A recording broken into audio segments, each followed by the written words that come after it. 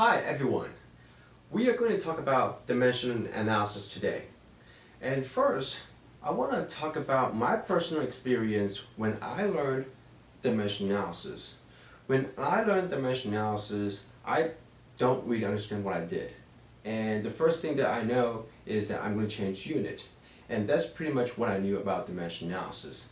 I even thought about a question, which is this question. Are they really the same thing? Is dimensional analysis the same thing as unit conversion? Because that's what I see. Whenever I see unit conversion, my teacher would talk about dimension analysis. And at the end, I never knew what dimension analysis is. I assumed they are the same thing. But apparently, they are not the same thing because they are two different terms. If they are the same thing, why do we care about using two different terms to mention or to discuss the same topic? So there must be something very different between the term unit conversion and dimensional analysis. And today, right here, we can talk about how they are different and how it would help you to understand about dimensional analysis. So let's talk about plain English. Let's look at this term, dimensional. It is an adjective, and the noun is dimension. Let me ask you one question. Where would you hear the term dimension nowadays? Dimension. When I ask my students would tell me that they would hear the word dimension when they talk about when they go to movies, the 3D movies. 3D means three-dimensional or something that is 2D, two-dimensional. So that's pretty much what we hear about the term dimension in a short term 3D nowadays. So let's use that as a context to discuss about the dimension. Okay, let me erase the question here. So I'm going to write down a few terms. So we are talking about dimension, and let's say we have 1D, 2D, and 3D. Okay, so 1D, 2D, and 3D. And we say that 3D is something that is popping out. 2D is something very flat. And we don't really talk about 1D that often. So let's go from three-dimensional, then to two-dimensional, and then to one-dimensional, and see what we have learned already in mathematics. Okay, so when we say three-dimensional now, I believe that you have learned about your human body, your physiology, about your eyes. You have two eyes in your head, and the reason why, and by having two eyes, you are capable of seeing objects in three dimension. Now, let's say if you cover your one eye and you look things around you, things will be very flat because you don't have the other perspective to look at the same object. So, when we talk about three dimension, we are not talking about things being flat. We are talking about things being flat and then it pops out. So, we are talking about some objects that has width, length, and height.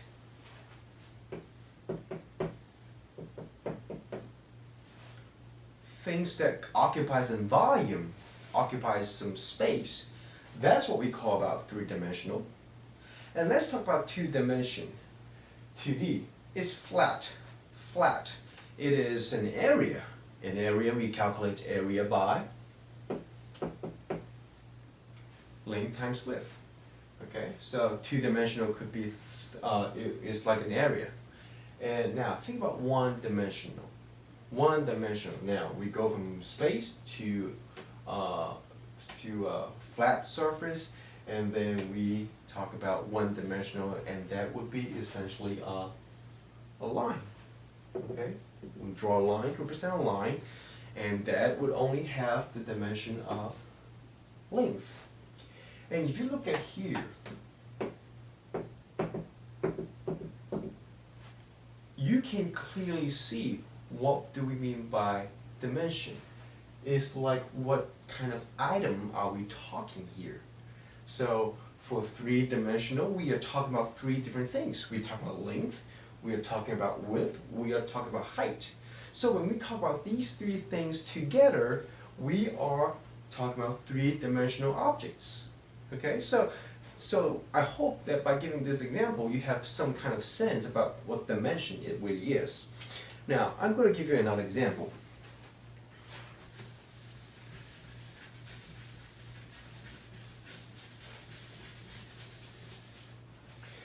The other example that I'm going to give you is something about money.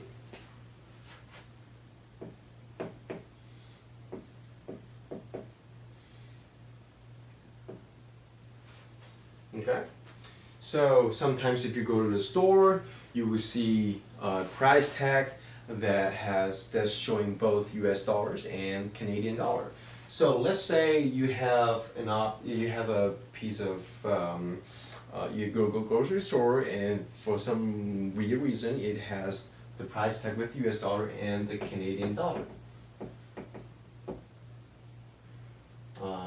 And I'm going to make it 50 cents higher if you pay in the Canadian dollar. Now, the question now becomes, are they in the same dimension? Okay, are they in the same dimension? So I want you to think about this. Okay, look at what we're talking here. So, some students would say that, well, they are not really in the same dimension, because on the left we are talking about US dollar, and on the right hand side we are talking about Canadian dollar. They are totally two different things. They're two different currencies, and of course they're talking about very different objects. But if you think about this, if we think about the previous example that I gave you, the 1 dimension, 2 dimension, 3 dimension, we are talking about the length, the width, the height. Okay, those are the items, those are the entities that we talked about in the previous example. Now in that example we talk about dimension, and we never talk about units. We never talk about, are we measuring the length in meters, inches, foot, yard, whatever, miles? We never talk about those. We only talk about what is being discussed. What are we talking about here? Are we talking about the length of the object, the width of the object, or the height of the object? And same thing right here. If you have an object that costs 1 US dollar and 150 Canadian dollar, we are essentially talking about the value of the object. And for this value, it doesn't really matter what currencies you are using. So one main point I want to bring out in this example is that it doesn't really matter what units you are using. The only thing that matters is you know what you're talking about. In this case, we are talking about values. Okay, so it doesn't matter, we are talking about different currencies. So this is how we start to understand dimensional analysis. Now, how does dimensional analysis play a role in unit conversion? This is something very interesting. So we have to understand the second word of the term, analysis. So we understood what is the dimension, some entity, some item that we discussed. The word analysis, of course, we analyze. We want to see what is the difference, how does it change. Now, let me give you a very simple example.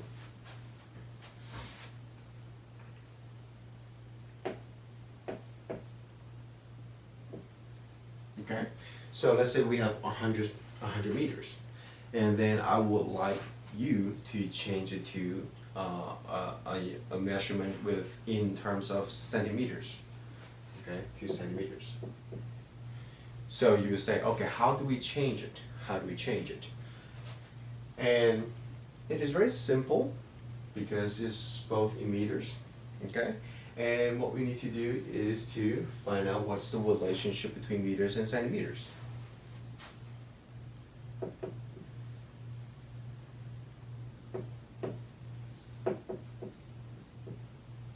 Okay, now some people would have a problem right here by coming up what this is. How do we come up with this? And if you click to the next tutorial, we will talk about how do we come up with this.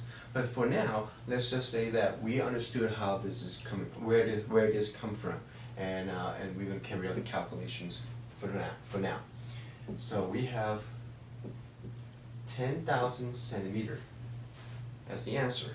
Now, we accomplished the mission of changing units, but how does the term dimensional analysis play a role in here? What I want you to see is this. This is a unit, meter. This is a unit of length, is a measurement of length, okay? And then when we look at the end, centimeters, this is also a unit of length, okay? Now, am I saying that whatever starts from the beginning has to equal to the end? Not necessarily. It depends on what is the conversion factor right here.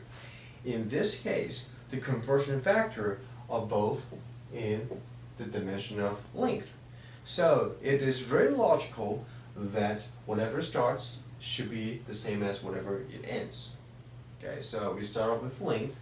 The conversion factor are both in the dimension of length for both numerator and the denominator. So at the very end, it should end up with the same dimension. So this is how we get to start to think about dimensional analysis, looking at the dimension. So in the next couple of videos, we're going to talk about how we use dimension analysis to make sure we are doing the math correctly or not. And I hope you enjoyed this tutorial, and I hope that you will learn a lot from the tutorials from here.